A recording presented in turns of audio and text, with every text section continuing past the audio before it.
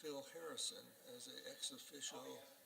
Phil Henderson is an ex officio, so he's. He doesn't count towards a quorum, he can't vote, Yeah, right. and this is his last meeting. So therefore, there's Yes. 6. His term ends the end of this month. And I don't want to insinuate that I had anything to do with it, but She's usually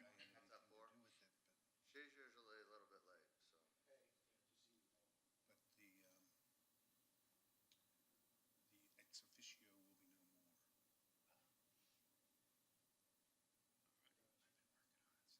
since that last March meeting that we went to and a half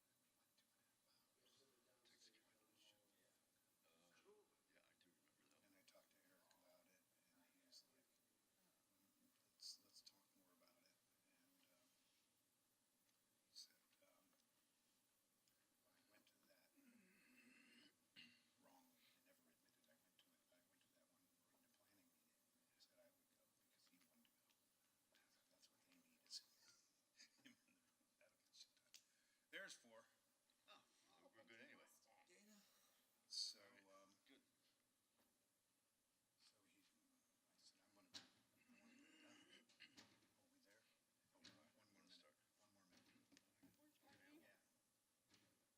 I got 7:50. Yeah, you're sitting next to Mr. Groman. Hi, Dick. We've moved you higher on the. Yeah, he's moving up, so to speak. So he's like, don't do anything. His term expires.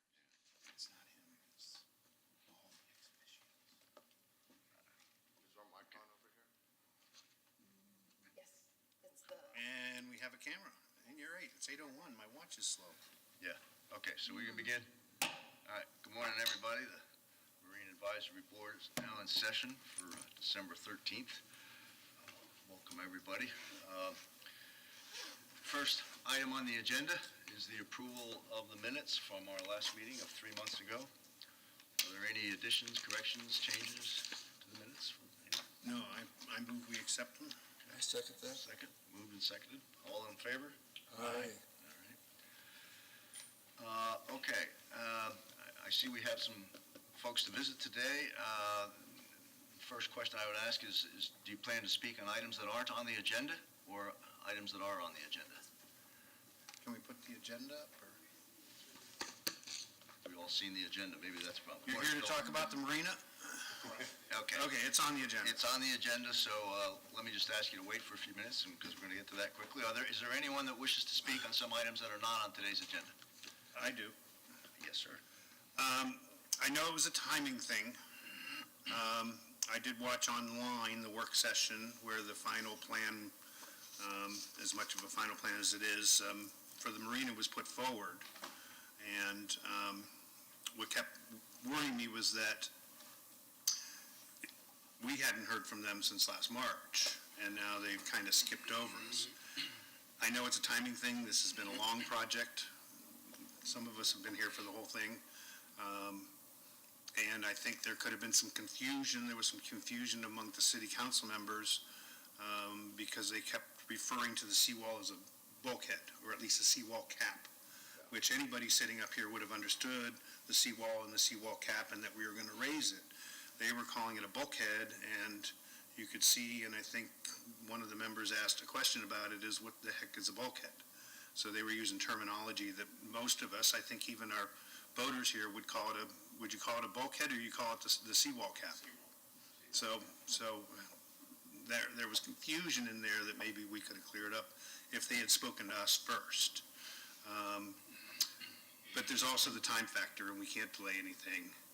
And I don't think they presented anything that we didn't know. I don't think there are any major changes from March, but all of us put our time in to be here for a reason, for our expertise and our past, and kind of skipped on that a few days before we got they're going to present the final plan to the city council, just skipping over us.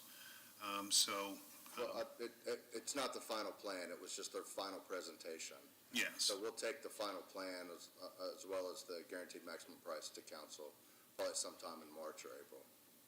Okay, so March or April, so we'll probably see it in March before it goes to them. Yep. Okay, that was just a point I wanted to make. If I might add to that, at that point, it's signed, sealed, and delivered, without any input from this board as to what might be a better route to go on some things. And I was gonna save this till later, but it's been a whole process. I mean, I don't think you've had, I know it's a tough thing to get a bunch of voters in a room together, but there's things like the kiosks that are coming and some other things that might have required a little more input from the people that are gonna be actually operating their operations there and their businesses there. I From your think- expertise standpoint. I think we have some today. Yeah, and, I've mentioned this to you before, that, I would like to have been more involved in the whole process, because I've got, 40 years of experience to draw from. And there's a lot of things that I said that should be done that weren't gonna be done at first, and they were done in the end, because they figured it all out, that, well, that is a better way to go. So I think, it's tough to get, like I said, 50 tenants or whatever it is in a room together and figure out the best way to go, but some small user groups might be beneficial between now and March to say, here's where we're headed. Is there any tweak that you think would make it better for your operation, that we can, make it run smoother, maybe more efficiently for everybody? And there's a few things I'm bringing today in that regard, but I really think that you need to have a little more input from those who are actually going to be working there and working in marina, not just somebody from out of state or out of county that's done marinas before and knows everything there is to know. There's little nuances that are unique to Clearwater Beach Marina. Respectfully. If we can, I think we've got several items on the agenda that all talk to the same idea. They talk to this point, they talk to the timing, they talk to the city council presentation, they talk to the design, and so on. So why don't we move into those, and perhaps these new business items, the two of them are similar. I don't know if, Mike, if there's updates that you want to give us on these, and then we can hear from the I figured we visitors as just go well. by the agenda, so, if you just want to follow that along, it'll all kind of lead into the beach marina discussion that. All right. Why don't you start with these new business items then? Well, this is the first items for y'all's discussion. This is for your presentation to city council. Oh, this is not the marina thing, this is our, Yeah. Right. Yeah. Right, so what's the timing on that and the plan on that? That's what you guys need to discuss. I'd like to take your presentation to them for the year. Not having had to do that presentation myself before, because we had someone else in the chair at that time, give me a quick refresher on what's expected at that presentation. Just kind of what you guys went through for the year. Okay, and was there something about it already being scheduled, if I remember correctly? It hasn't been scheduled. That's what you guys need to discuss. There was a long list of scheduled items that I wasn't quite sure how to read. When has this been scheduled for? Does anybody know? Yeah, just one of those city council meetings. Oh, it's up to us to pick one? Either in January or February, something like that. One of the two. Well, I know I can't do it in January, and I presume I have to do it? You don't have to. That's, you guys can discuss, Yeah. any one of you can do it. Or all of you can do it. City council meetings, February 1, February 15. I know I could do February 15. They may be looking at it in March, so we should at least do it by February. It's just a recap of what this board has accomplished in the last year, In the last year, or addressed, let's say. right? Well, I will suggest February 15. Does anyone have a different opinion? No, that's fine. February 15, Mike? Go ahead, you will be here, I won't be here. It's done at a city council session here, of course, but yes. And I guess I will do it. And I would imagine those are very brief, right? 5 minutes, 10 minutes? Yeah, if that, yeah. Yeah, fine, okay. All right, everybody happy with that one? Yes, Yes. and just when it's a turn for the people out there to speak, keep that in mind, that we're going to be representing you, going in front of the council saying, these are things that people are concerned about. So please feel free to speak freely today. All right, the next item on the agenda, advisory board discussion on the beach marina replacement final design presentation. So I for one, did attend the city council session and saw the presentation, and of course, this presentation is out online. I don't know if anyone's looked at it. I watched it live. I watched it on. Okay, so we've all seen it. Looked to to me like the city council was totally in favor of what's being suggested. I know at that point in time, and I guess you're gonna tell us that today, you didn't have the final not to exceed number, right? Yeah, we don't, I still don't have that. Oh, you still don't have that? Yeah. Okay. I think that was another thing that I'm not sure that the city council understood, was that there's been a considerable change in the cost since of course this plan started. And we had this discussion just in the last year that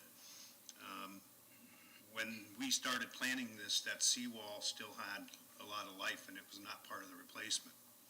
Because of the time that has passed, it's so close to its expiration date now that we've just been forced to add it in.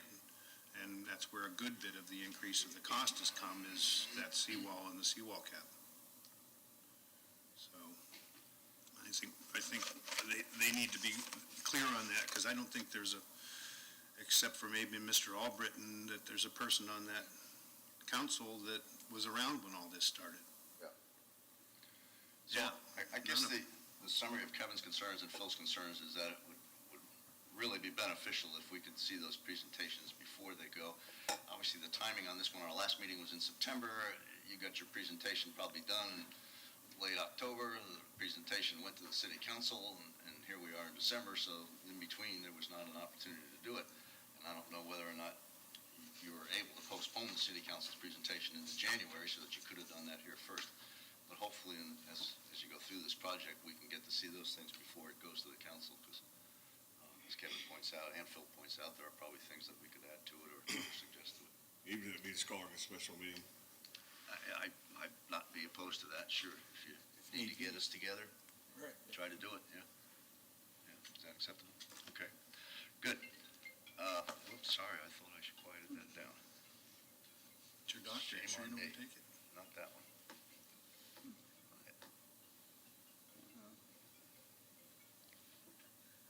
Sorry.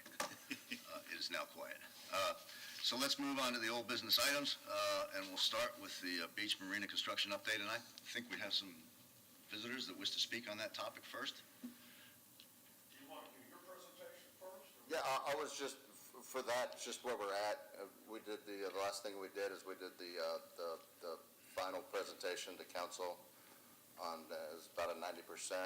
The next steps now is the completion, 100%, and then the bid packets.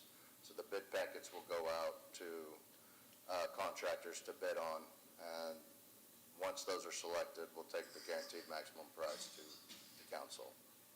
What's the timing on those steps? I want to say that the bid packages are going to go out in January, and we'll have it selected by March, and we'll have that guaranteed maximum price ready to take to council late March, April. Does that delay your start? We're still looking at starting at the end of June. I'd say to June.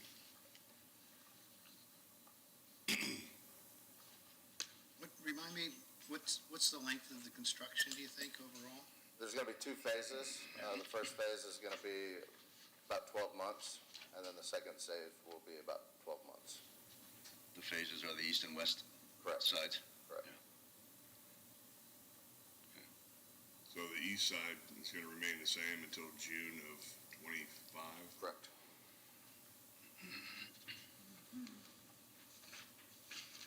Start packing in. Not yet. Okay. Now perhaps we can go ahead and ask if guests would like to speak. Ask you to come to the podium, introduce yourself, and spell your name for the minutes, please, and you'll have 3 minutes to present. Folks, my name is Mike Colby, C-O-L-B-Y, president of the Clearwater Marine Association, which most of our fishing boats are a part of. I appreciate your time on this. What my intent, now they can explain a lot of things as well, but my intent here, knowing that this board has the ear of the council and or staff, that we have a further discussion on how we can successfully prosecute our businesses under this current design and the current land support that I'm aware of. And those issues involve everything from ingress to egress of the vessels to storage, ice machines, bait freezers, et cetera, et cetera. I understand, I know it's not the intent of the city to be burdensome on our businesses, but the way the design and implementation stands now, that's exactly what it will be. And for instance, bait freezers. Without a bait freezer, our Ellsworth Fish and Bait people will no longer come to the city marina, and they don't deliver to my home. We'll all need to drive to South St. Pete, pick up frozen bait, take it home to our garages and put it there, and then on the day of our trip, load the back of our trucks with bait and bring it. You see where this goes. And the same with ice, lining up behind an ice machine. And I've done some study on the ice machine issue. It is not a Clean Water Act violation. It's processed food, water, et cetera, et cetera. And I can refer you to the Florida Business Building Code on that I'm sure staff probably looked at anyway. But, and again, storage behind each vessel is kind of, as I understand it, is not going to happen. And that's going to be very difficult, especially for the larger vessels. What do we do when we need to have an engine pulled or mechanics show up? They're going to be walking over 2 promenades, to get to our vessel. So there's, I think, further discussion with staff and eventually getting that to council is going to be very helpful. I know there's wiggle room here where we can look at ways to not be as burdensome on each business to do this.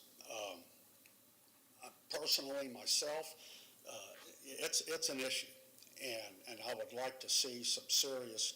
We had meetings several years ago that was really in the initial planning stages, and since then, most of our boats and our business owners have not been involved in the process.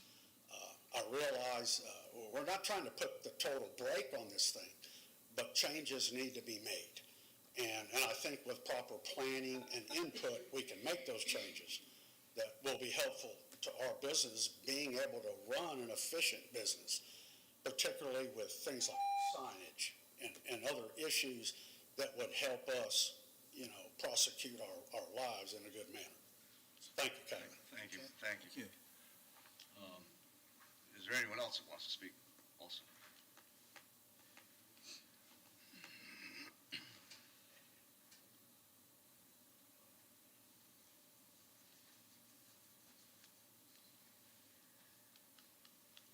Good morning. Brad Haggart, Haggert, owner of Double Eagle Deep Sea Fishing, one of the larger businesses there in the marina. And this will echo kind of the same things that Mike just said with this design, with the meetings that we had over the last year or so, giving some of our input on what we needed as these businesses to be able to operate in an efficient manner. It seems like all those on this new plan were set to the wayside. The big thing, like Mike said, is storage, bait freezers, ice machines. I know there's a plan in here to have an ice machine, I think, at either end of the marina.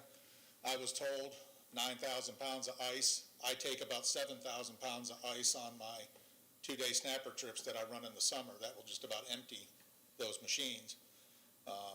What I normally do with my ice machine that I have now is I start shoveling ice a week ahead of time, getting it into there, and filling boxes, and then bring some in from off-site. But still, on a daily basis, I'm taking 300 or 400 pounds of ice right there on my dock.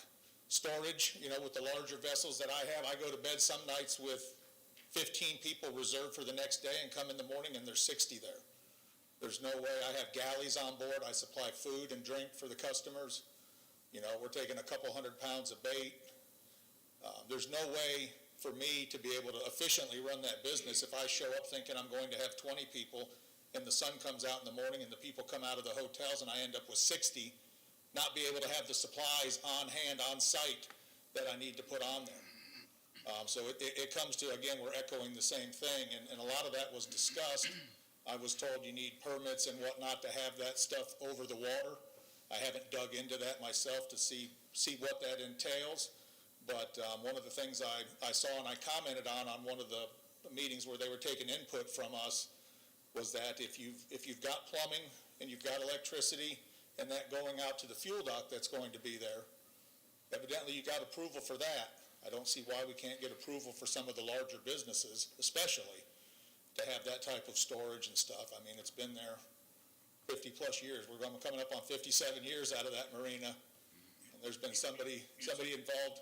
You're saying to have your own ice machine out there by your boat? That would be the ideal thing. That's what we have right now. Because what you run into with my two big boats, the Queen Fleet plus the charter boats, is you've got people standing in line at that ice machine, if they have one, trying to get ice. My big comment that I made is, right now, if I have an ice machine go down, I can call the company that I rent that from, and they'll show up at 2 in the morning and fix it if I need it. Is there somebody from the city that I have trips that leave at 4 in the morning? If I come down there and expect ice and that machine's been down, I'll be knocking on the city's door asking why the machine's down, and, because then what do? We have to have the ice to keep the fish cold for the customers. So these are all things, and again, like Mike said, I don't think any of us are opposed to a reconstruction and making the marina a nicer marina. One thing that I want to hammer home, and I don't know if I'm taking it personally or not, but I'm third generation in that marina down there, and the city always seemed to be proud of that fishing fleet. And it's done nothing but expand with dinner boats, parasails, jet skis, and before Clearwater Beach became the #1 beach in the country, it was mom and pop hotels, Australian Pines, and that fishing marina. Third generation fishing out of there. They used to be proud of it. They used to advertise it, largest fishing fleet on the West Coast. And to me, with what I'm looking at with this plan, I hope I'm not right, but it seems like they could care less if the fishing boats were there anymore. It would be less of a headache to them. And I hope I'm wrong. And when they were taking input from us, it made me feel good. But then when we got the new plan and it says final plan, and none of that stuff that we discussed with them was implemented on it, it makes me wonder. So I would bring those concerns and maybe remind some of the city council members who haven't been part of this community for as long as some of us have, that fishing fleet made that beach what it was for a lot of years. And it would be sad to see it go away. There's people from all over the country that come down there to fish out of that marina. I think a lot of the things you're describing are maybe not those architects' purview. Right. It's going to be up to us and the city council to make sure you guys get the support you need. Sure. And we'll make note of it, and like you said, we're going to be preparing a final presentation from us for it, and most of what we went in there is what your concerns are. Yeah. We're not going to change any major architectural schemes in there. Well, Phil may have some ideas, but but we're going to say, here's where you're going to have problems because you're going to let these people down. Yeah. And a couple weeks without your boat running is catastrophic. The only thing I would add to that is this isn't something, I don't think these are issues for city council. My goodness, we ought to be able to solve these things in the meantime, I would imagine, and I certainly don't think we want to wait till February to even bring them to their attention. Yeah. Well, no, I'm sorry, your time is probably up, and I don't want to cut you off, but are you? Well, the only other thing I have is, comment? the only other thing I have is on the parking part of it. It was laughable at best and infuriating at the worst when I read the article and it said they were removing 40 places, but there would still be ample parking for the marina businesses. There hasn't been ample parking in decades down there. Our previous harbor master said, you're coming in here arguing about the same things that your dad did. And I said, well, that should give you an idea that it's been going on for a long time. But there was some talk of a garage with retail units on the bottom, right, where I thought storage could go behind, like our ticket offices, which brings me to another thing, the kiosk for the ticket offices.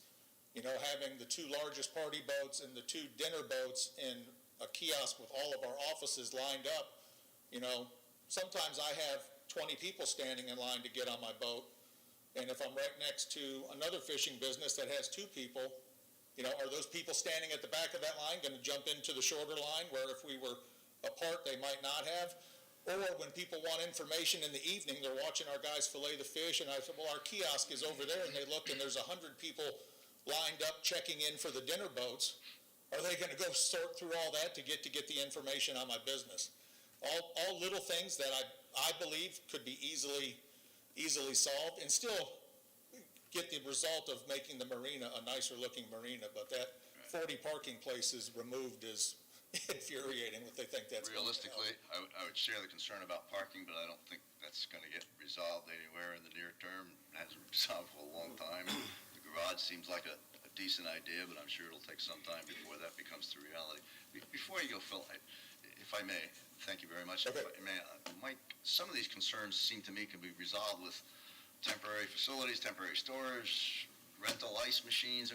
How do we, surely there's a way some of this can be resolved. Yeah, absolutely. Let me pull this up for you real quick.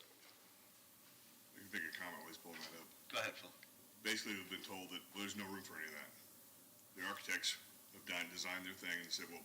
Any of there's no what, room for temporary upland storage facilities? I'm going to be swapping one of my boats for another boat that's more self-contained because there's no room for upland support.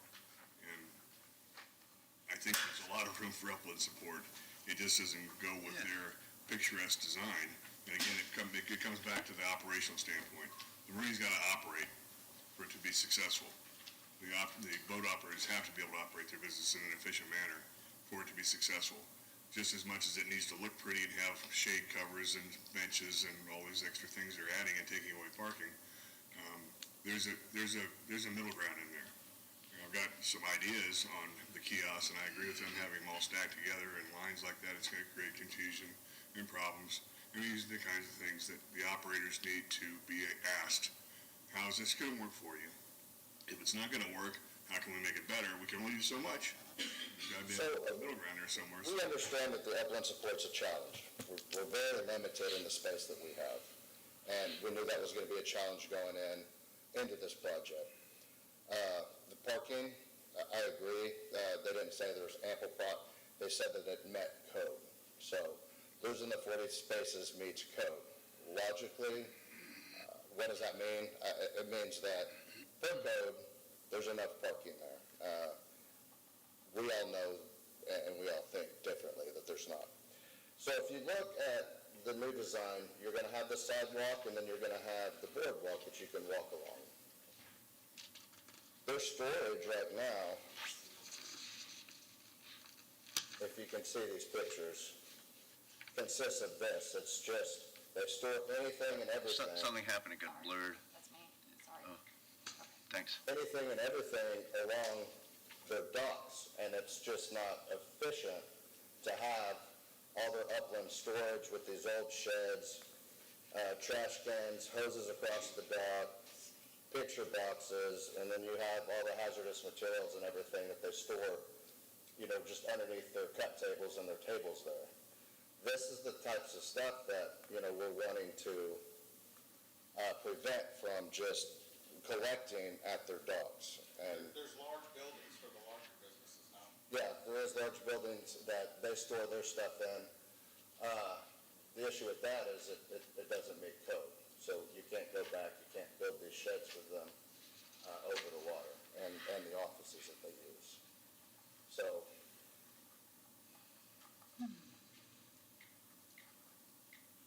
Well, again, I'm suggesting, and let me speak to the people who are out here, we've got different operations. I'm in the dinner boat business, I'm also in the sightseeing business, and a couple other things that are coming. There's fishing, there's the other tour boats that are doing mainly sightseeing, dolphin watch, or parasailing, whatever. Let's try to get maybe one or two representatives from each type of business and have a meeting that just kind of goes through, okay, here's the layout, here's what's going to happen as we see it right now. How is that going to affect your business negatively or positively, and what do you see that could be done possibly short of having the same exact thing we have right now? How can we make it better, but at the same time make it workable yeah. within the footprint there, and maybe not lose the parking spots? I get some ideas on that too. I mean, you're down at Treasure Island. You don't have freezers on your docks. You don't have ice machines on your docks down there. John's Pass, I do. In John's Pass, you do? I know, they do. Huh? Dylan Huffman does. Well, I've been down there, and I haven't seen any of them. Yeah. They don't look like our docks, is what I'm saying. It's a lot different. I'm sorry, hold on, I'm sorry. We can't have the discussion. Sorry. Go back. You're more than welcome to come up, I just need it on record. That's an anxious look at you. What you know,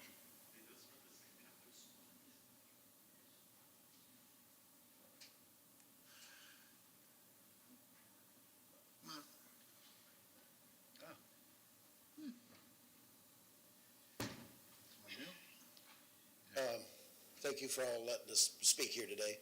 My name is Brad Gorst. I'm the captain of the Gulfstream 2, and we have 2 boats there. We've been there since the 70s, early 70s. My mom, she started this business. My stepfather's passed away.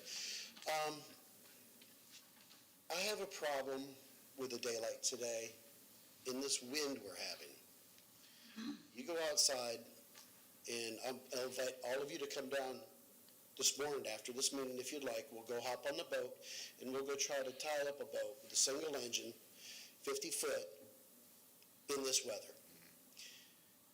I have to be very adamant about the safety and risk involved in this new design of the 4 fingers.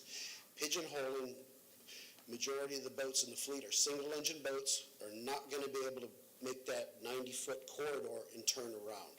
Okay, I need a minimum of 150 foot to turn around a 50-foot boat. That's it. If you had 100 foot, I'd be scraping pylons here to turn around and make a circle to tie up a boat.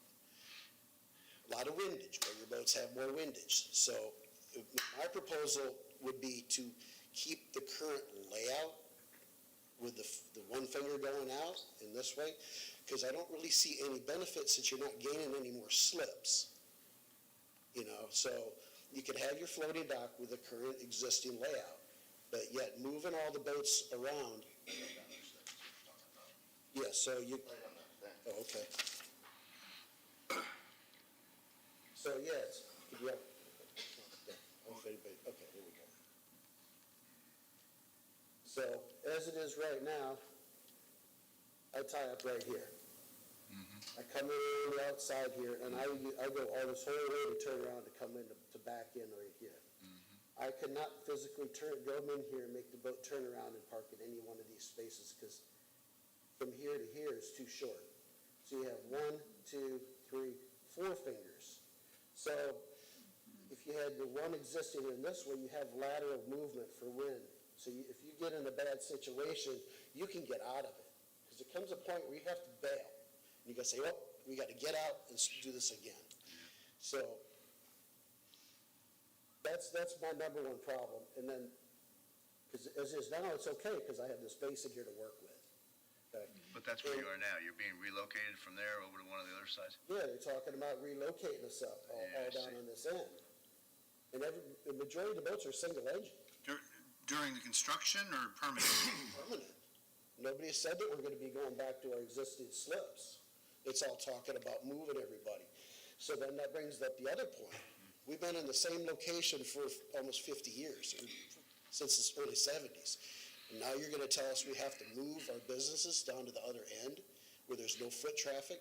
But that's not the main point. The main point is the safety involved and the risk involved of not having any horizontal movement. Right. So, I mean, I look at it this way. The people that designed the current layout years ago, I think there was ex-Coast Guard that designed it, ex-boaters that really knew boating. The people that designed this are Moffett and Nickel. I don't think that they have any clue on how to operate a single-engine boat in a confined area. That's my biggest contention. And as far as what everybody else has talked about, too, is the logistics of the bait and the freezers. The seawall cap. Everybody's talking about the climate change where they got to raise the seawall cap.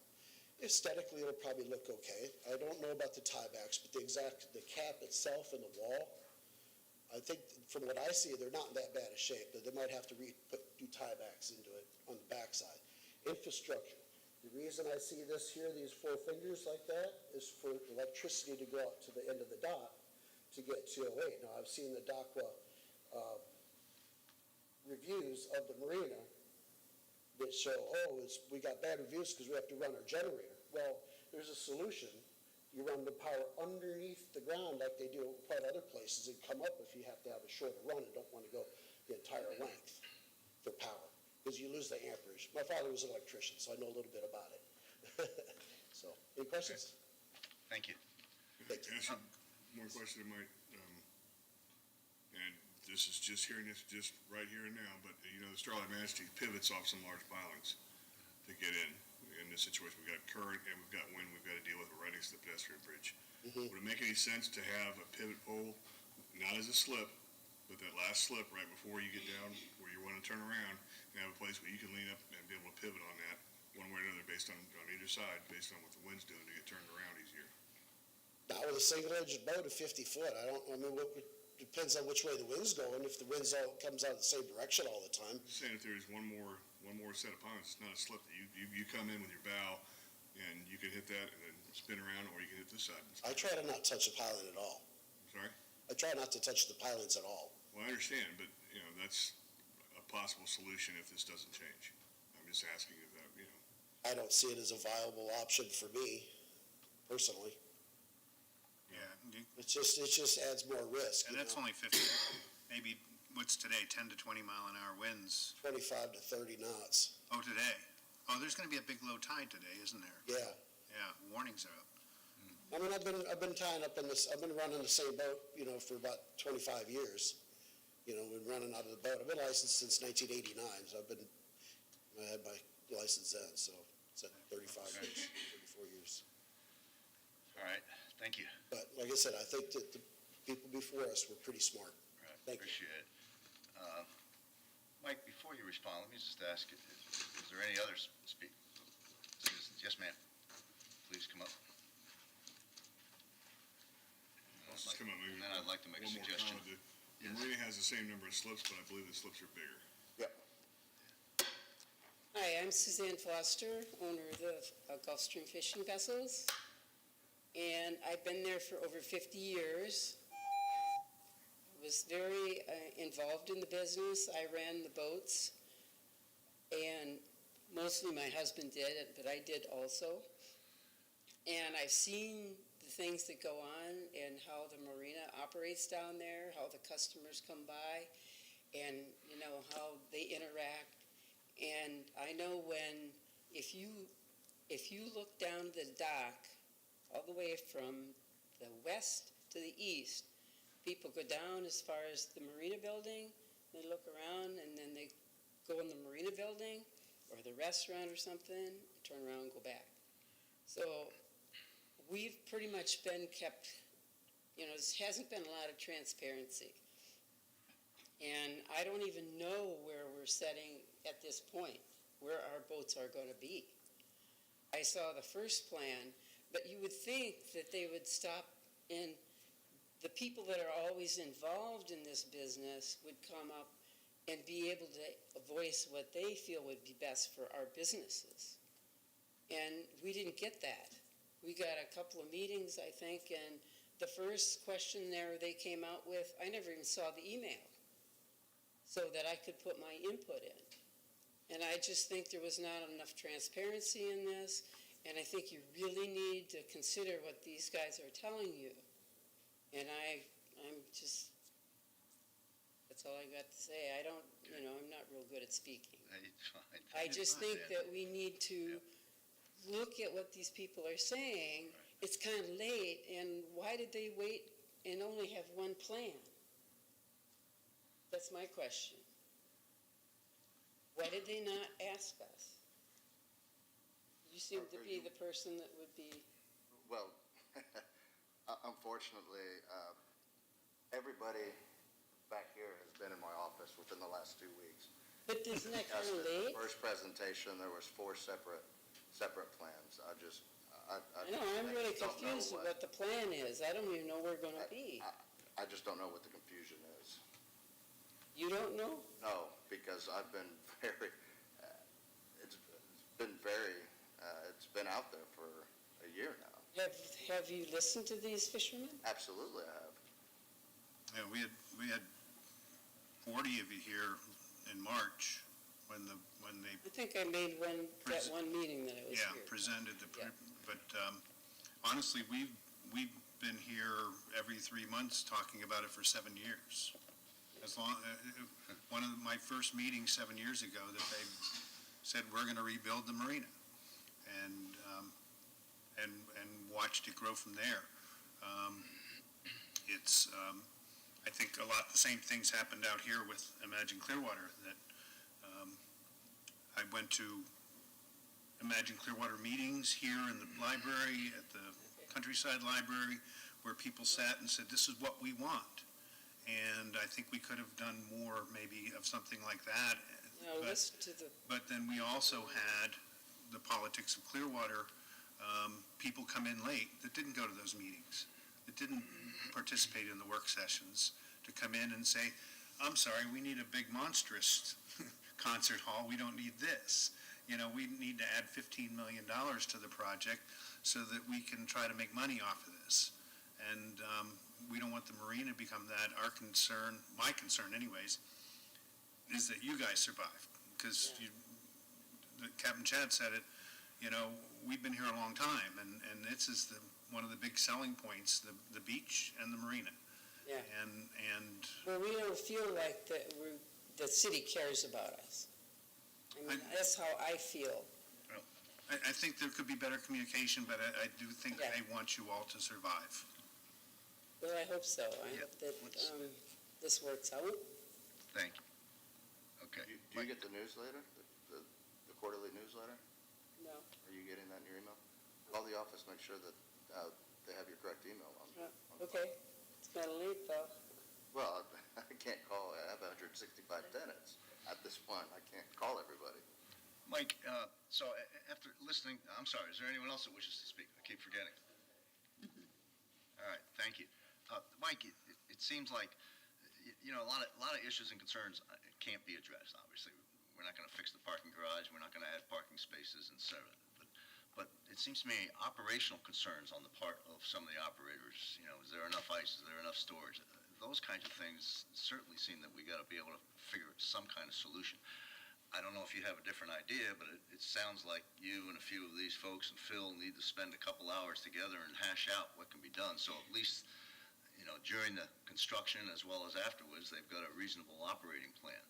And it sounds like there are some things that we haven't figured out yet how to make it a reasonable operating plan. So is that a reasonable thing to ask to happen Yeah, in the near absolutely. term?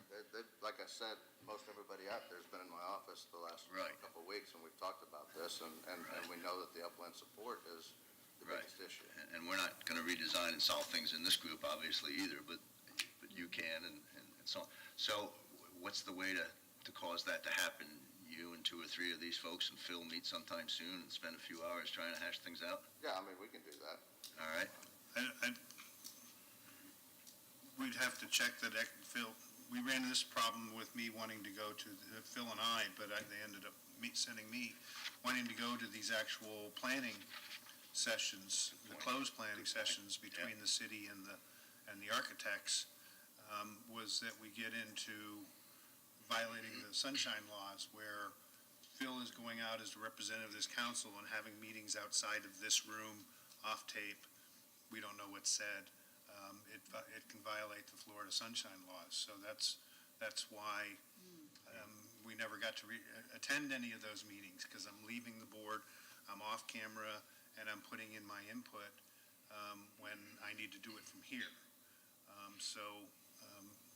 Especially maybe our new members read up on those sunshine laws, that it's very easy to walk out here and have a conversation in the hallway, and you should have said it here in the room. And it's a tough thing that people here can't come and meet with you. Now, a council member, it's different because you're their constituents, and you can go to your council person and say, this is what I think, and they can take your input. They can't really give you much of their own input because they need to say it here in front of the camera. So, understand that when you say there's not a lot of transparency, and you guys have things to do. You should be working on your boats right now. We appreciate you being here, but you've got to come to these meetings, or they're available online. You can watch them afterwards to know just what we're doing up here, and you can submit your questions even to us online if you can't be here, if you've got charters to run. So we want as much input from you as possible. I think, I'm familiar with sunshine laws, and I got on this board specifically because this project was coming. I wanted to be able to represent voters as well as myself, of course. And I thought, since I was not a city resident Clearwater that I'm ex officio, I'm not a voting member, I don't do anything except give a little bit of insight and input. But sunshine laws are that any one of the board members cannot go outside this room without having an advertised meeting and talk to each other about the issues at hand. I can talk to anybody, any other individual outside of here about these things. I can talk to any staff member about these things, but we can't talk to each other outside of this, is what the sunshine is. It's been twisted into, no, you can't go represent this board somewhere without it being advertised. It's not what it is. An individual can talk to anybody. The two of us or the three of us or all of us can't talk outside an advertised meeting to each other about these issues. When I go to an innkeeper's meeting, I'm on the Tourist Development Council board. Russ Kimball's on the Tourist Development Council board. If we discuss anything that's going on in that board, one of us has to leave. But you can still talk to other people. You can still talk to staff individually. And that's what's been kept from us. And basically, I'll speak quite frankly, the city and the staff doesn't want to have tenants get involved because they think that they're going to be doing and trying to change things for their personal gain. And that may be true in a lot of cases. I serve on a lot of boards. I'm serving on this one. I don't get paid for any of it. I'm doing this as a give back.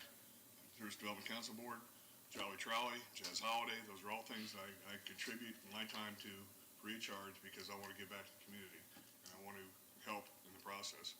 And I've helped quite a bit in the process. They've looked at a few things that I've mentioned that they didn't want to do at first, and they've changed it to do that. And there's more things that can be done if I'm given the opportunity, or if a few of us are given the opportunity to have some input. And I just say, yeah, that's a problem. And then you go to Nicole and Moffett Nichols, and they say, yeah, but we don't want to do it that way. We want to do it this way. It's prettier. And we want to make it pretty, but we want to make it functional. And I think there's a medium in there that can be reached. Right there is room for upland support. And it doesn't have to be ugly. It just needs to be looked at and worked out. So what is the solution? So the city council will have work sessions occasionally to get into issues that need thrashing around. Is the MAB allowed to have a work session? Is that what we need to do? Yes, you can call the meetings as you see fit. If I could, though, just speak on the sunshine issue that you all were just speaking about, if you don't mind. Oh, yeah. Yeah, Okay. please, yeah. So when like he said, like Mr. Henderson said, you can go out and you can talk to everybody you want to about it, just not with each other. However, when you are speaking, if you're speaking with a group, if you're speaking individually, you are not representing the board. You are not there for board business. You are there as an interested party, as someone who wants to know information or provide it, but you can't be having those conversations as a representative of this board because those discussions have to happen here. So just keep that in mind. So if I understand that sounds like a fine line, but if I understand it, we could have such a session. Yes, we can have a work session. We just have to be there We as an can interested have- party as opposed to a board member. I'm sorry? We just have to be there as an interested party trying to thrash out concerns as opposed to being a board member. If you all, or if two of you attended, let's say there was a meeting and two Right. of you attended, you could not talk with each other, with them, you Unless you would have advertise, to. the minimal thing you have to do is Well, it advertise. has to be advertised then as a Marine Advisory Board, or Marine Advisory Board members may be in attendance. It has to be advertised in a specific way to allow What's you the minimum to advertising participate. requirement? What's the minimum advertising requirement for? One reasonable amount of time. So if you set a meeting today that's tomorrow, I can't advertise it any sooner than today. Right. But, How do you a week. advertise it? I'm sorry? How do you advertise it? We post a notice online and on our boards and put it on a calendar. It's that simple. So if we have a meeting for scheduled next week, you advertise it, then anyone is going to attend and talk about the issues with the tenants. And it has to happen in this type of forum. It can't happen at, Mike's office at the marina. It has to happen But I personally can attend that meeting as a tenant of the Marine. as a tenant of the marina, yes. And I can attend as a board meeting, and Kevin can attend, because you would advertise it. Yes. But again, it Okay. has to be in a public setting where people can get to it and Okay, get. None of us want to hinder or slow the process. We just want to right, not have to look back and say we should have, right. could have, would have done that way. And not every concern can be addressed or resolved. I mean, we all need to recognize that, but I bet a lot of them can be, and we at least ought to give it a shot, right? So, who is?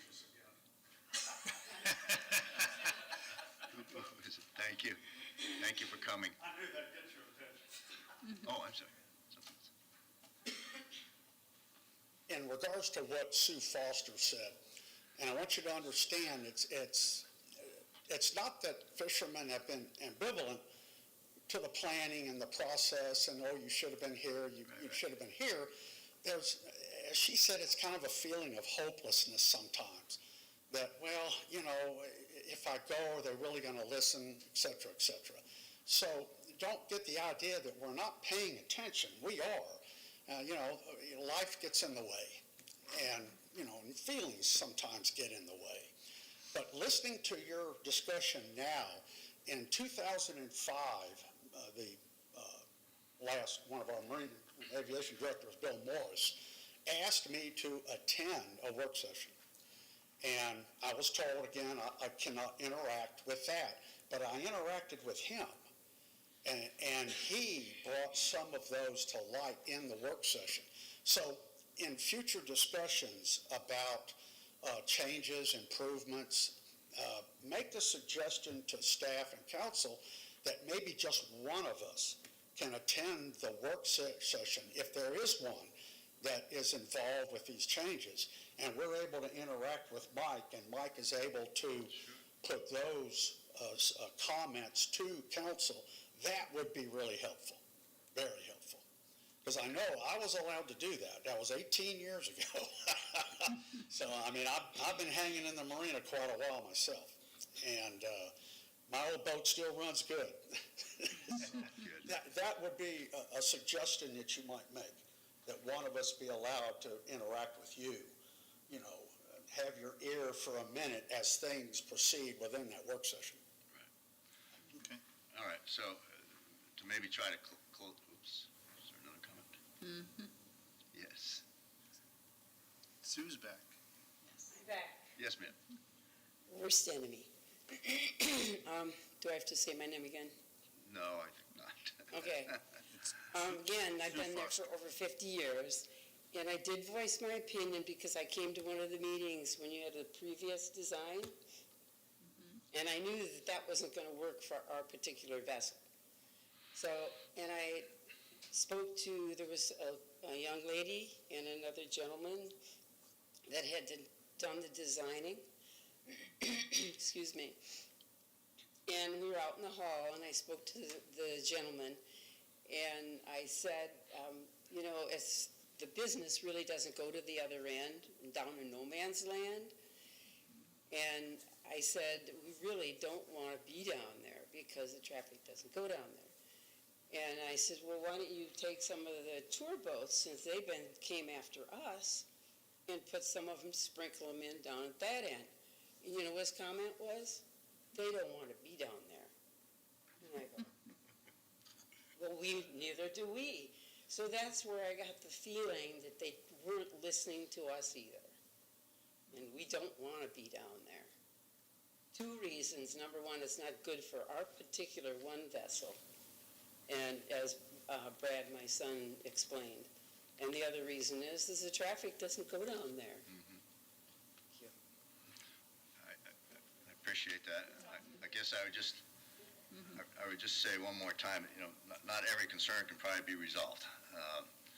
But I think it's worth making an effort to do as much as we can anyway. So, Mike, is this something that you can set up, this work session? Yeah. Okay. The work session? Yeah. Council, you talking about a council work? No. Just something here? Perhaps us and a couple of these. That's for you all to decide. Yeah. Well, as we talked about Okay. our presentation to the council is, I think, mostly going to be the input we're getting right now. So a chance to maybe meet with these people again before that March presentation. February 15th. And maybe what I would suggest, because I'm getting old, make yourself a nice list. Maybe even something that we could have on a hard copy. Talk to your other people around you.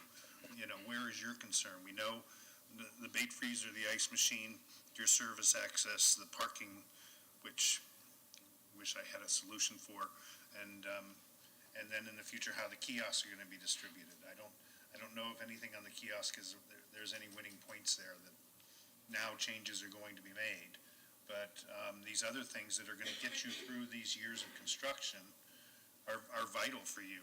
And we want to go before the council and be able to say, you've got maybe a good enough plan, because like I said, it's 3 years have we've been designing this thing, that I don't foresee any major changes being made in it, but these support issues, we got to go to the city council with them, and if you saw the work session they just had a few weeks ago, this is just one more item passing them. They have a whole city and a $500 million budget. This is just a little corner of it.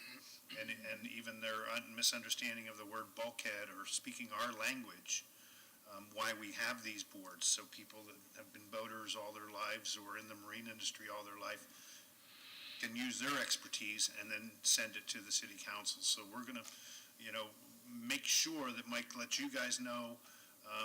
Public notice will be somewhere maybe later in January, get through the holidays, that we can possibly set something up like that, and not, if we wait till our March meeting, they're Our going to. next meeting is in March, yeah, I mean, Our next meeting's in March, and it's, the city council may be already ready to sit well, down and make their that's what final I'm saying. decisions. If it gets to that, to where the work order's ready to go to council, maybe that's when we call a meeting before. Yes. But if it's not before March, I don't see a reason to have a meeting before that.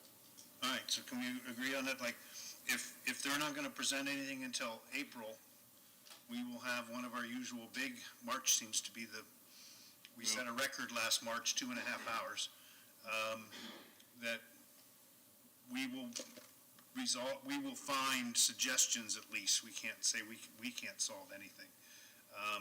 At our March meeting, if they're going to do a presentation in March, then perhaps we should have something beforehand where we get together and get more input from you, from you and everyone else. And it wasn't Chad, you were the head of the association? That you can, I'm sorry, is it Mike? Yes. Mike. That you can put out, here's a list of our demands. I'm making a list up here, but it's probably not thorough. I probably missed something. And please know, at least then we can try to adjust them. There's never going to be enough parking spots until we get that garage built. That garage isn't going to be built until all of this is done. Put the garage behind our boats? No idea. I think there's no plan Right. for a garage. It's in discussion. Think of the northeasternmost section of what is your parking now. So if you think you're going to lose parking now, wait until they put a parking garage on top of your parking lot. So we've got 3 years to trudge through this, at least, and we sit up here for you guys, not for the city council or anything else. So please give us everything you can. We've got a good place to start. You have something to add? Sure. Yeah, one thing I don't want to lose. My name's Steve Hunsucker. I own the Real Deal Sport Fishing there in Clearwater, slip 31 and 32. And let's see, we bought the Real Deal about 8 years ago. I bought the slip next to the Real Deal slip 31 7 years ago. And at the time I purchased that, I wanted that spot, right? That's why I bought that business there, because of the location. So now, 8 years later, and the city approved that. I had to go to the harbor master, Bill Morris. It was all approved by you guys. And now, 8 years later, you're going to move me to the other end of the dock. I would have never purchased the business at that point. I know that, hindsight is 20/20, or when we can't go back, but I'd really like for you guys to look at that. And I don't understand why we're being moved to the other end. Like, why does that have to happen? If the council could maybe talk about that, that would be great. I also have concerns about bait, ice, all the other things that everybody brought up. But moving the vessel, I don't think it's right. It's not the right thing to do. We all have a lot of blood, sweat, and tears involved in that business, and I want to be where I've been. And that's all I have to say. Thank you guys for your time. Okay, thank you. if I can make a comment on that, the city hired Moffett Nichols to design a marina, and it's their content that, or their idea that it's best to have all like-kind vessels in the same area. And they dictated that, okay, all the fun stuff should be, all the recreational fun stuff should be along Coronado, where a lot of it is already. And then it'd be better to group all the fishing boats together, and then the dinner boats would be at the end. That's where that came from.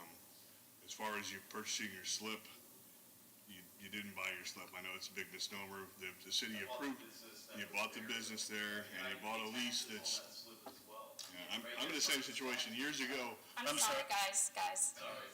I'm making a comment. Years ago, we bought a business so that we could have a bigger office, built the office, and wanted to use our old office as a meeting area for clients. And we're told that we're gonna turn it into restrooms. I said, well, that's on my slip. We built that and it's ours. And it says, well, do you want to renew your lease? Yeah, well, do you want to renew without it, or you just don't want to renew your lease? So I got strong-armed into having to surrender that. And I've had to surrender our office that we have now.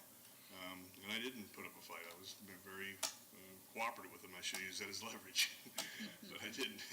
Anyway, we need to have the operators get together sooner than later, because we can't wait till March to say, well, this is what should change, because it's not going to change.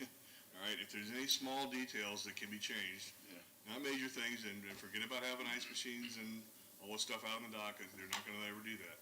So let's come up with some reasonable, doable solutions to some of these problems, and we need to do it as a small group of operators, possibly, fishing boats, get together on your own, come up with things, this is how we can deal with. I'll get together things. I got together with all you on the boardwalk on the fixed docks. They wanted to do that at first, and they discovered it's a better way to do it now, for a different reason, but we got that done. So we can get some things done, but the sooner the better, and come up with some reasonable solutions to what the negatives are. And I've got some ideas. I'm not going to bring them up in detail right now. I'd recommend that this get done early in January. I think you can't wait too long. You're moving through with designs, you're moving through with bids, et cetera. I mean, if there's anything that's... I think the operators should get together before then, come up with a reasonable presentation of things that we think can be accommodated, and then bring it to this board for their recommendation to the council and say, make these changes. Tell Moffett Nichols that we love what you're doing, but we're going to change it a little bit just so it's more operational, maybe a little less pretty, a little less sexy, but it's got to work. In the end, it's got to work. I'm working on solutions for my issue about coolers and stuff, but I don't know what's going to be yet. Well, the design's complete. I mean, that's what the design's going to be.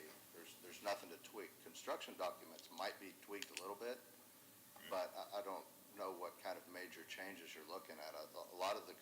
Okay, let's, one thing. The concerns are the upland support and placement. Those are the concerns that we're hearing. There's nothing about the design that we're hearing. And safety. For the single screw boat, and I understand that.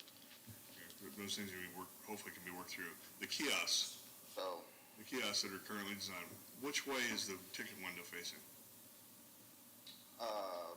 From your end? No, down at the other end. They're kind of... They'll be facing north.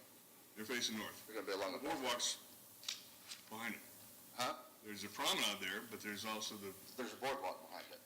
Where people are going to be walking, looking at boats, and you turn around and say, oh, we're going to go up this ramp over here, around back over there, where to get to the front of the window.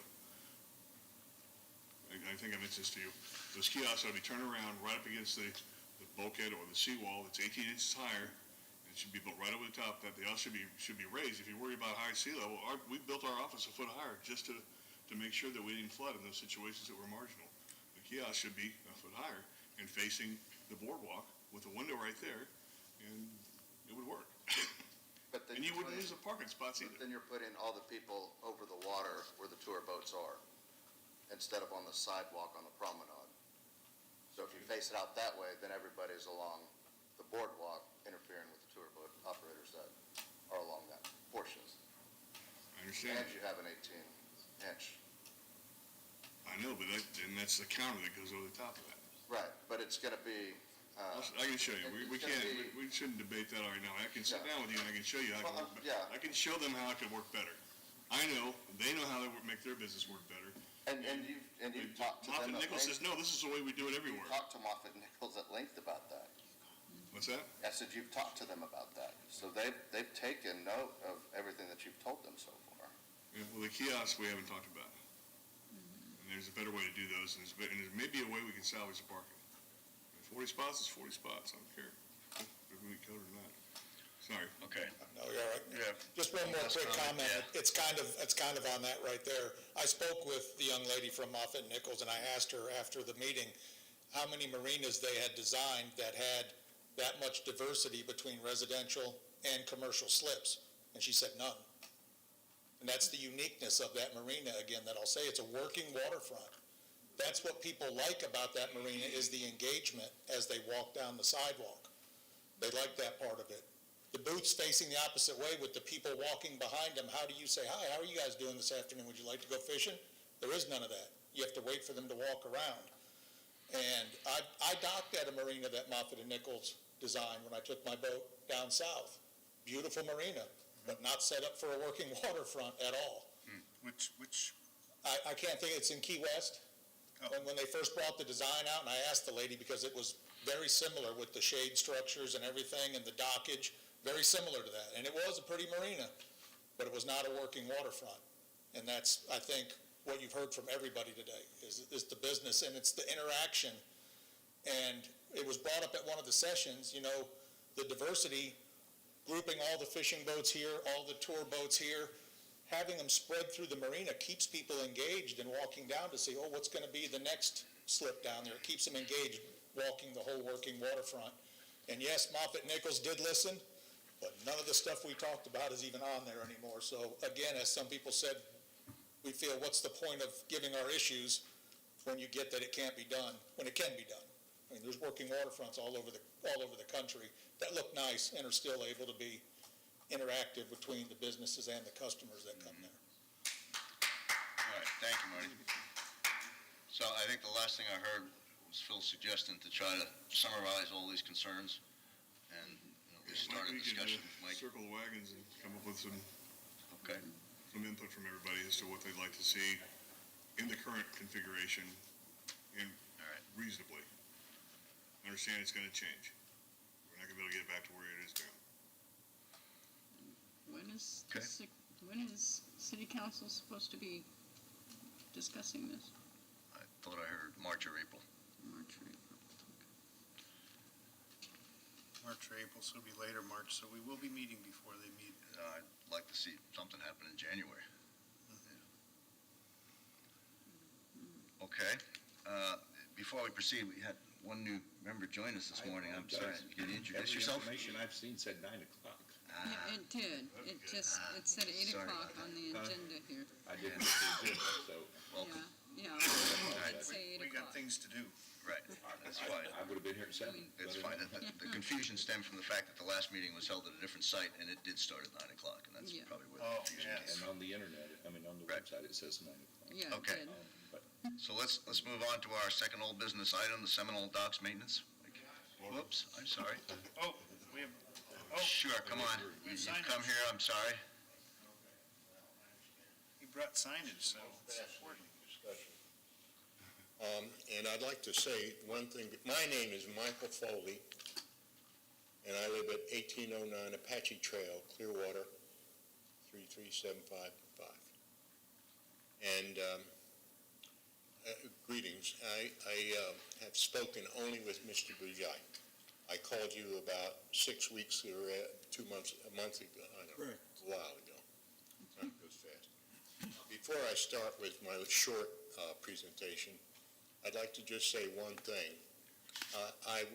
Without tooting my own horn, I believe I'm the person who is probably most responsible for stopping the paving of Stevenson Creek back in the 90s, early 90s. We stopped that project. I used community assistance, so it got everybody involved. And that project was well on its way to approval. $6 million from the Pinellas St. Clair River Basin Board approval for Phase 1. And it was late in the process that I got involved, and that's why I wanted to address this, because it's late in the process, but the public can make some beneficial changes at that time, and that's really all I'm going to have to say about that. Today, I brought a sign I'd like to present to the Marine. I think this is the proper venue for this. This is a manatee sign, protect the manatees. And the reason I'm bringing it is I was forgetful. I got this back when I was on the Environmental Advisory Board years ago, and I put it behind a table. And I was cleaning the house, and I pulled the table out, and there it was, about 2 months ago. So I didn't know what to do, because I can't hang a sign, and it's something that should be hung, because on November 24th, my daughter was visiting me, and we were walking at the Pinellas Trail across the bridge over Stevenson Creek. And I said to her, she says, do you think we'll see anything today?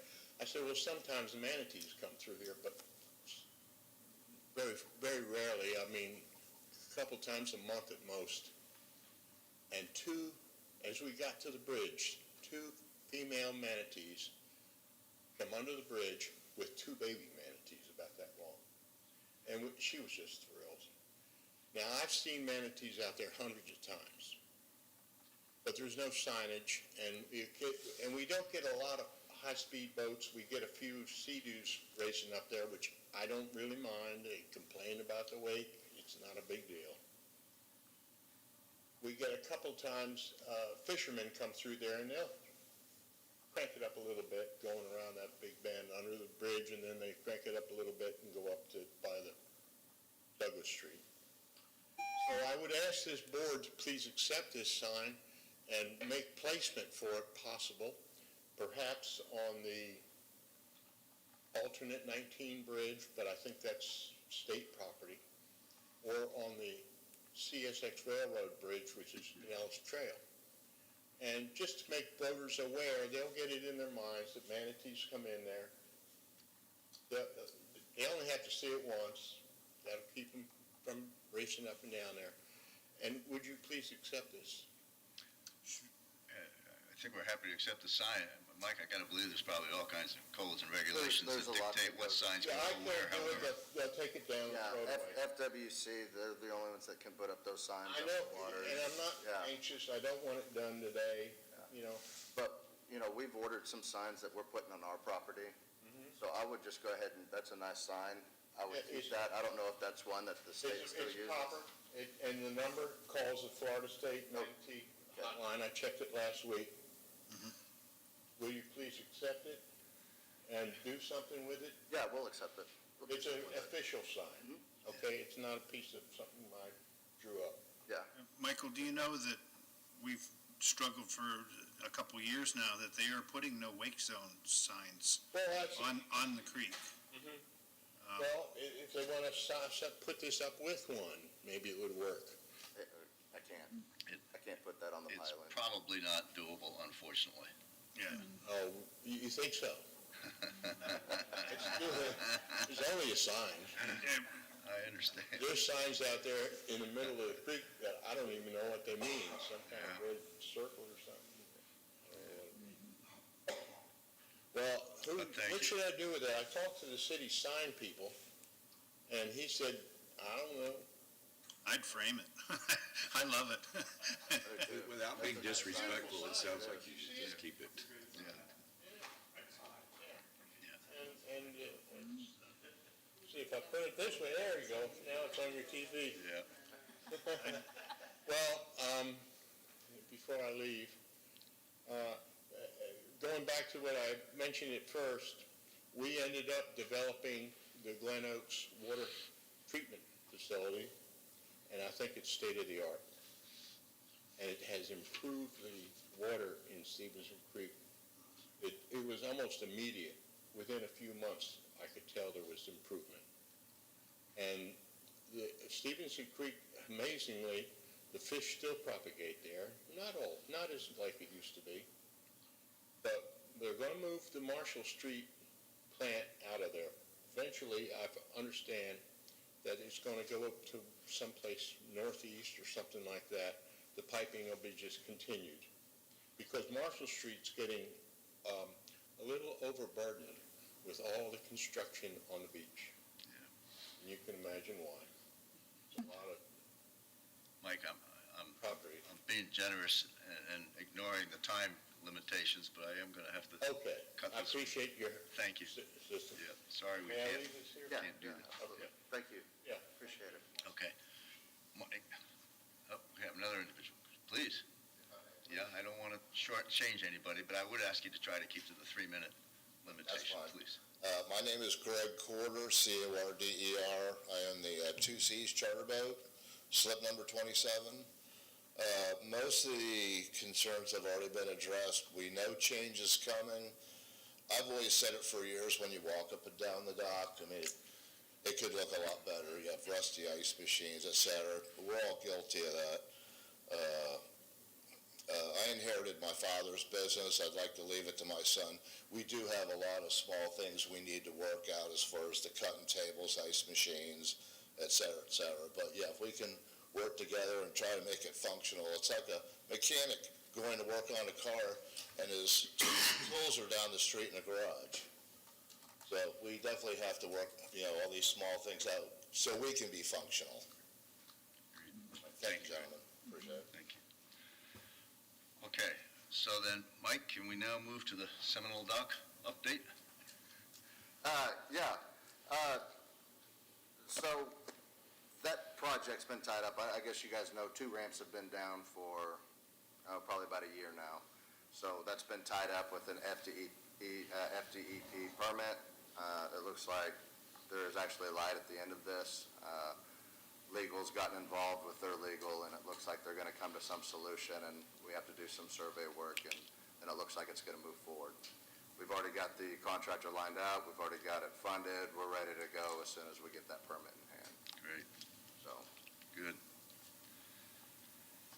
And the wave attenuators in the harbor marina, we're next. yeah, I'll let you get it. I'll move up here since I'm hidden behind the monitor. The wave attenuators, the South Basin, that project started. They started staging their equipment last Thursday, Friday. Started taking all the utilities out on Monday. All the tenants on A dock were moved, and that went pretty smoothly, surprisingly. Kelly Brothers from Fort Myers is up with all their equipment. They've assured me the weather doesn't seem to be any issue, and they're on track to finish that first week of January. There's 3 massive cables that ties all of ADOC together to those south attenuators. There's 4 cables. They're going to be taking 2 cables out, tensioning the 2 with their big barge, 120-foot barge they have, replace the 2, and then replace the other 2, kind of switch them out. So at no time will ADOC be completely just untethered and just floating around. So any questions on that? No, good to hear it moving along. All right, And then let me grab my other paper. Thank you. Which one's the wave attenuator? the last item is the anchoring limitation in Mandalay Channel. Right. So that was a bill from back in 2021 to address some of these boats that are just anchored out. For us, it's Mandalay Channel, some have been anchored out there for years. Pinellas County, the bill basically stated that the counties, not the municipalities, but the counties can establish anchoring limitations area not to exceed 10% of their total water square footage or square miles. The anchoring has to be less than 100 acres. So we've requested that 92 acres of Mandalay Channel be designated as an anchoring limitation area. That's important in Pinellas County because we're only we are the second most populated in terms of vessels. 53,000 vessels, second only to Miami-Dade. So it's kind of important that these recreational boaters can operate through these channels without all these derelict boats around. So that ordinance, Pinellas County has included that in the ordinance in October, and we've proceeded with, we have a purchase order and we have an engineer of record, First Line Coastal, and we're proceeding with that project. Will there be signage and such there to? That's all of the ordinance. It has to be signage. It has to be, we have a survey team, our engineer of record will survey the area, and it'll be all of Mandalay Channel, basically, that whole area. You previously showed us pictures, and I couldn't, from just the last several years, the number of boats that have populated that area, just. I'll go this way. It appears most of the power boaters are out. So that is the proposed anchoring limitation area. Yeah, whole channel. It's- What's the time frame for when they anchor? I mean, They can anchor up to 45 days in a 6-month period. So, and again, it's going to be on Clearwater Police Department and their Marine unit to kind of monitor that. The boaters will be given an opportunity to demonstrate that they have not been there for 45 days, that they have moved. So enforcement will be challenging. how do you monitor like pump out type stuff too? I mean, if you've got your boat anchored for 45 days, you're dumping water in that. Oh, of course you are. I live on that channel. I see it come up Okay, there. oh yeah. So you've dealt and you've seen some of those boats that have I been there see for stuff years. sometimes that go, somebody just dumped a tank. Right. Previously to this job, I worked on the Marine unit for the police department, and we would board those boats at night. We would check their anchor lights and give them various citations, and it just seems like it's just a continuing process. Right. But we've been on those boats. We've seen the 5-gallon buckets. We know they're just dumping over at night, and that's kind of part of the importance of getting this, to get some of these boaters moved on. Some of these boats that are anchored out there, no one lives on them, and the people don't even live in the state. And they just use the waterway as a storage. I know that real So well. it's really an important step to get this anchored. The Mandalay Channel's got two issues, and I don't know if I can bring it up. There's another issue with, there's commercial wakeboarder schools being run in Mandalay Channel now. And I realized that the original intent of Mandalay Channel on the end where I live was to allow recreational boating to go back in there, the guys to water ski or whatever. Right. But that is far beyond that now. There's 4, sometimes 5 wakeboard schools running back there. They're picking the people up at the city dock. They're bringing them up there, and they run from 8 o'clock in the morning till 7 o'clock at night. And I have people that refuse to work on my boat because of that. Right. My boat just jumps. I've got a 60-foot boat, and it sits and jumps all day long in the summertime. And I had a person working on my boat the other day, and the guy knocked him off the platform into the water, and he just said, I quit, I'm going home. Yeah, and definitely call the Marine unit when that stuff's going on. Right. Call And police department, see if a Marine unit's in the. is there anything that can be done to regulate that channel better? All you really have to do, from what I understand, is to make that a marked channel, and it's illegal to wakeboard. Right, you're talking about the markers north, at the far north end of Mandalay Channel, where if you have a single motor 25 feet or Yeah, less, you and can. nobody reads that anyway. I back mean, up. there's not one person ever stops to read what's written on those little floating buoys out there. Right. And secondly, the other boaters don't slow down either. We, all day long, watch 40, 50-foot boats fly through there with no. Yeah, and report that to the police department. But, I do that, and Have you ever seen the boats back into the police boat will back into some of the slips there on the east side of the channel? Yeah, none of my channel, they never come out there. That, when I call them, all they say is, we don't have enough people to patrol it, and it's just, but I really don't understand why that channel isn't just a marked channel. I mean, half of it down That was is, half something that of was it done years ago. You might be able to speak to that better. Well, I would go back to the Stevenson Creek and why we couldn't we had to find other laws that would apply, that would make it into a no-wake zone. That Clearwater, as a Florida municipality, has more restricted speed zones than any other municipality in Florida. We have signage everywhere. We wanted to get one by the yacht club. And have we ever gone anywhere with that? No, I'm a member of the yacht club too. I don't think Yeah. it ever happened there. which I think is a big priority. The decision at the maybe time even- is- Well, I'm not asking that it be marked as a no-wake zone. Yeah. Based on what I understand is if that is just a marked channel, then it's illegal to run to wakeboard. And it doesn't change any rules or laws or anything. All you have to do is throw a couple of buoys, pilings out there, markers, and mark that as a marked channel, and then it's illegal to run a wakeboard school, or it's illegal to wakeboard in a marked channel. And, one guy out there on a water skiing's not a big deal, but these people have 10 people that don't know how to wakeboard, and have you seen the new wakeboard boats? They're designed to throw a big wake. Well, what they do is they load up 1,500 pounds of water in them, and I've got video here, but the boat sets like this, and it shoves a wake bigger than a 50-foot boat. Yeah. And they plow that up through there, and they fall constantly, so they go round and round, and then you have 4 and 5 of those boats out there. And like I said, they're picking their people up at the city dock, which is not really legal either. I know, I've watched them. They drop the boat at Semino Boat Ramp. They come around the corner at 8 o'clock in the morning. I watch them go by my house.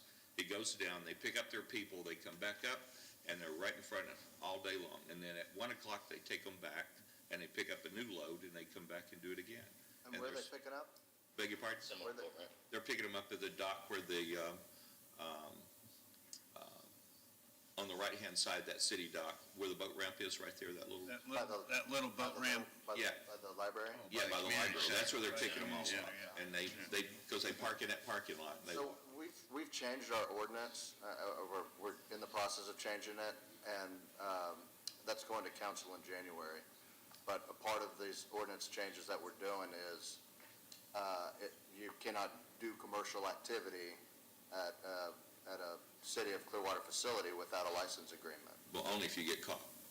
Well, but the thing is right now, they've been issuing business tax receipt licenses if you don't have one.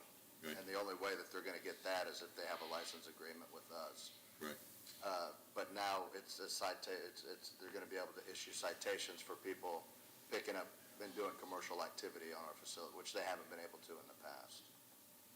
So you're going to see a lot of that type of activity start dwindling down there. Right. Well, all they really have to do with this situation is say, meet me at the Semino Boat Ramp, and when I drop the boat, you can park in the parking lot and jump in our boat. But It's the same thing. Yeah. They'll be able to issue a citation Yeah. there too. Yeah, but the key to it is, though, it's just there's 4 and 5 of those guys Yeah. behind my house and in that channel, and, there's about 5 decent-sized boats back there, and everybody is, and like I said, all we have to do is mark that channel. As soon as you mark the channel. It's not a marked channel. It's marked, it just took, 40 years ago, they did away with that to make that. They created that. The city of Clearwater explained to me it's not a marked channel, It is. It's a permitted.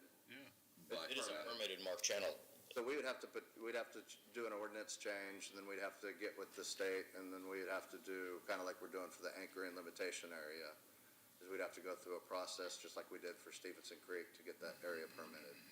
So even just to change the permitted area, you have to go through that exercise. So when you say it is a marked channel, Well, it is, but it's down now where you have an anchorage. well, yeah, it's marked when you get down there, but it's not marked at my end of the It's not channel. marked up at the end, the north end now. Where, Are you talking about the channel? yeah, there is no red and green marker at the, There's Mine. still a marked channel there. The issue with the not being marked is there's a gentleman that owns that bottom land, so they had to pull the piling. This is before my time, but they had to pull that piling. up at my end? Somewhere along there. I think there's only 2. Is that correct right now? 2 channels, one at the front and one at the end. You got one there, green one, and there's 2 red ones down there, but up the north end where he's talking about. There are no, it's not, all we have at our end There's are. floating buoys. is Yeah, what- all we have is those little floating buoys that Right. you would have to stop and read, and nobody Right, does. And right. and the ones that do don't care anyway. What do they say? It says that if Say you're a minimum 26-foot boat with Yeah, that's the permitted a area. single engine, you can go, if you're, Yeah, you can yeah, block. and even that, the big, all the guys that have the center console, 4 engines on the back, they don't care. They blow through there at 40 miles an hour. Yeah. and But we even don't- those we boats have don't even leave enforcement a wake. power, Sir, that would be the police department, right? Yeah, but, You just gotta keep calling, just keep. well, I know, but I'm saying those I'll don't ask even for some. matter because they don't leave a wake that big. But it's the wakeboard people are the ones that are the, that's just out there tearing up the seawalls and By tearing up the definition. boats. And like I said, 2 markers, according to what the Clearwater Police Department told me, will stop that because it's illegal. If it's marked, it's illegal for them to be wakeboarding in a marked It channel. is, but there's a huge process to go Yeah, through it's to not, get it it's just marked. not that easy to Yeah, unfortunately. approval. Like I said, I don't know why half of that channel got marked and half didn't get marked. I mean, Yeah, the ski zone starts about where the boat ramp is and goes north oh, I know, yeah. to the end, yeah. Back on the Anchorage topic, Yes, sir. what about along the causeway? Is there anything that can be achieved there? No, at this point, there's only 2 that, like I said, Pinellas County on our behalf has applied for this anchoring limitation. They're gonna do one south by Bel Air, and then ours, and that pretty much takes them to almost to the 10% that they're allowed. Well, the only limitation is the 45 days. Then you can still, that area where all those boats have been there forever, in Manly Channel. They have 45 days, and then they have to leave for 6 months and be at least 1 mile away. They're doing Sunset Bay off of the Bel Air boat ramp? So it's like south of Bel Air Boat Ramp Oh, south of it. is the other Not one much that room over there to even Pinellas more. County's doing. Off the dog beach? That would be.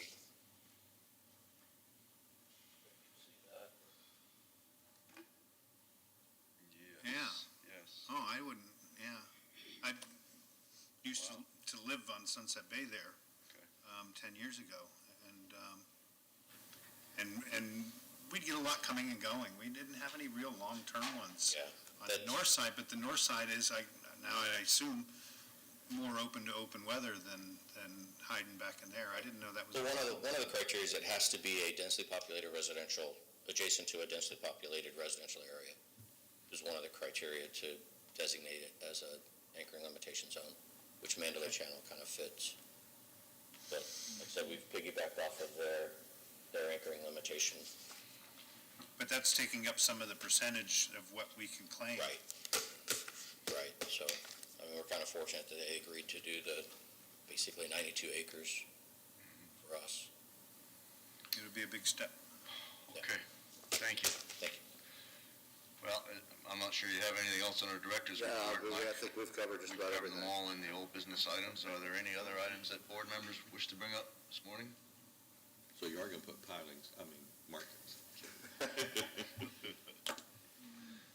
No, I kind of said mine beforehand Okay. because before we talked about the beach. And at this point, I think we can declare that our meeting is adjourned. Thank you.